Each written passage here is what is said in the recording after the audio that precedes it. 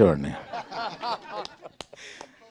అయితే మీ బ్యానర్లో నెక్స్ట్ అల్లు అర్జున్ గారిది సరైనోడు 2 అని చెప్పేసి ఒక వార్త హల్చల్ చేసింది. సో ఇందాక ఇప్పుడు మీరు అన్నారు కదా బయట వాళ్ళతో చేయాలనుకుంటున్నానని చెప్పి, బట్ ఆ సినిమా మాత్రం ఖచ్చితంగా గీతా ఆర్ట్స్లోనే జరిగే అవకాశం ఏమైనా ఉందా? ఆ సినిమా అంటూ తీస్తే గీతార్ట్స్లోనే జరిగే అవకాశం ఉందండి. రాహుల్ గారు సార్. రాహుల్ గారు బేసిక్గా ఒక కొత్త డిఫరెంట్ పాయింట్ టచ్ చేసినప్పుడు రిలీజ్ తర్వాత అప్రిషియేషన్ అనేది వస్తుంది డైరెక్టర్ కానీ మేకర్స్ కానీ. లైక్ ఈ సినిమా గురించి మీరు అన్నట్టు కొంతమంది చూశారు, ఇండస్ట్రీలో కూడా మాట్లాడుకుంటున్నారు, ఏదో డిఫరెంట్ పాయింట్ టచ్ చేశాడు, చాలా బాగుంది, క్లైమాక్స్ చాలా బాగుందని.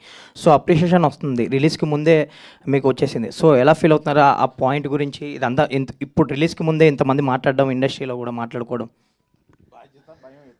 అంతే అంతే నిజంగా. అంటే ఒకటేనండి, మా ప్రొడ్యూసర్సు అది ఫస్ట్ డేనో సెకండ్ డేనో థర్డ్ డేనో ఏదో ఒక రోజు నాకు ఫోన్ చేసి ప్రాఫిట్లో ఉన్నామని చెప్పేంత వరకు టెన్షన్ అయితే పోదండి. That is the most important thing. నమ్మి డబ్బులు పెట్టిన ప్రొడ్యూసర్స్కి డబ్బులు తిరిగి రావాలి. సో అప్పటి వరకు ఖచ్చితంగా టెన్షన్ ఉంటుంది. అండ్ అంతకన్నా జనాల దాకా ఇంకా వెళ్ళలేదు కదా. సో జనాల దాకా వెళ్ళేటప్పుడు వాళ్ళ రియాక్షన్ ఏముంటుంది, వాళ్ళు ఎలా రిసీవ్ చేసుకుంటారనే టెన్షన్ అయితే ఎప్పుడు ఉంటుందండి. So waiting for the release.